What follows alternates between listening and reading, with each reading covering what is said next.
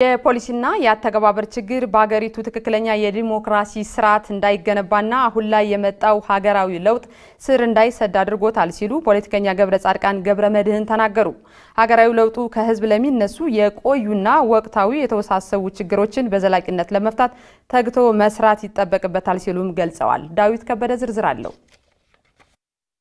ባሳለፍናቸው 5 ዓመታት የመጣው ሀገራዊ ለውጥ የዜጎች ዲሞክራሲያዊ እኩልነትና ተጠቃሚነት ለማረጋገጥ የፖለቲካ ምህዳሩ በማስፋት በርካታ ለውጦች የተመዘገቡበት ስራዎችን ያከናወነ ቢሆንም ብዙ ችግሮች፣ መፈናቀሎች፣ ሞቶችም የተስተናገዱበት እንደሆነም ይታወቃል። ሀገራዊ ለውጡ አሁን ላይ ያጋጠመው ያሉት ዘርፈ ብዙ ችግሮች ብዙዎቹ ከትናንትና የመጡ ቢሆንም ምንጩ ግን የፌደራል ስርዓቱ ነው ያሉት አቶ ገብረጻድቃን ገብረመድህን እንደ ህዝብም መንግስት ያጠፋ አጥፍተሃል የማለት ባህል የለንም፣ መንግስትም ህዝብ ሲጮህ ጆሮ ዳባ ልበስ የማለት አዝማሚያ ይታያሉ ባይ ናቸው። ከ4 ዓመት በፊት የመጣ ለውጥ ይዞት የተነሳ አካሄድ አለ። የነበሩ ጥንካሬዎችን በማስቀጠል የሚታዩ ክፍተቶች ደግሞ በማረም አጠቃላይ ሀገራዊ ብልጽግና ምዕራፍ መክፈት ነው የሚለው። የተከማቸ የመጣ ችግር አለ።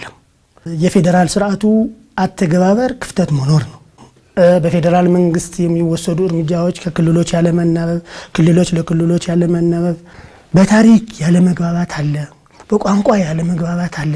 በአድዋ ልንግባባ በአድዋ ጦርነት ሁላችንም ከተን ድል ያደረግንበት እንኳን መግባባት የለም። ዜጎች ደግሞ መንግስት ሲያጠፋ እያጠፋ ነው የማለት ልምድ የለም። ገና ንቃተ ህሊናው ስላልደበረ ማለት ነው። መንግስትም ቁጭ ብሎ ከዜጎች በደንብ ብቃት ባላቸው አመራር አድርጎ ሀገራቸው በሚወዳ አመራር አድርጎ ግንዛቤ ይመፍጠር፣ ችግሮችን የመስማትም ክፍተት አለ። ስለዚህ አሁን የመጣ ለውጥ ስር እንዳይሰድ በጣም ተረበሸ ማለት ነው። ሾክ በዛው። ሀገራዊ ለውጡ ያዘውን ፖሊሲና የተጀመረው ፖለቲካዊና ኢኮኖሚያዊ ለውጥ መንገዶች ለማስቀጠል የፌደራሊዝም ስርዓቱ እንቅፋት ሆኗል ያሉት ፖለቲከኛው በተለይም ደግሞ የአተገባበር ችግር ከትናንትናው ይብሳል፣ የተጀመሩ ፕሮጀክቶችን በአግባቡ ያለመፈጸም ችግሮችም ጎልቶ ይታያሉ ይላሉ። ፖሊሲ የሚመነጨው ከህገ መንግስት ነው። ህገ መንግስቱ አልተወከልኩበትም እኔ የለሁበትም የሚል አካልም አለ። ስለዚህ አልተወከልኩበትም ይያለ ከሆነ ከሱ የሚመነጭ ፖሊሲ በመተግበር ላይ ክፍተት ይኖራል ማለት ነው። እና ስለዚህ የፖሊሲ ችግርም አለበት። ዋናው ደግሞ የአተገባበር ችግር ደግሞ አለ። ያው ከኢህአዴግ የዘለለ ማለት ነው። ምንድነው አተገባበር ላይ ፕሮጀክቶች በጊዜያቸው አያልቁም። የሚደረጉ ስልጠናዎች ውጤታማ አይደሉም። የሚደረጉ ግምገማዎች ራሱ ፕሮሰስ ነው የሚገመግመው። ፓርላማው ጠንካራ አይደለም። ለስራ አስፈጻሚው ወጥሮ የሚዝ ፓርላማ የለም። ኢትዮጵያ የአተገባበር ችግር እየተፈጠረ ያለ። በሀገራችን የሚታዩ የቆዩና ወቅታዊ የተወሳሰቡ ችግሮች በዘላቂነት ለመፍታት ከገመድ ጉተታ መውጣት አለብን ያሉት አቶ ገብረጻድቃን ከምንም በላይ ሀገራችን አስቀድመን መስራት አለብን፣ ተፎካካሪ ፓርቲዎች ደግሞ በሐሳብ ጠንክሮ መሞገት አለባቸው፣ መንግስትም ህግና ስርዓት ማስከበር አለበት ሲሉ ይገልጻሉ።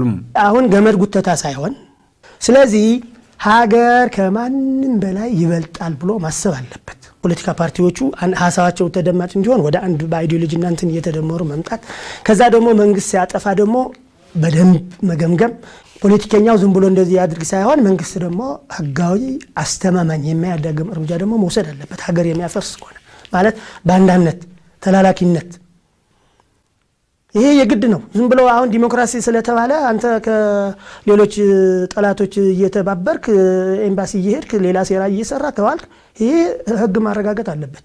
ሀገሪቱ የጀመረችውን የልማት መንገዶች ለማስቀጠልና አስተማማኝ ሰላም እንዲፈጠር በትብብር መስራት ይጠበቅብናል ሲሉም አሳስበዋል።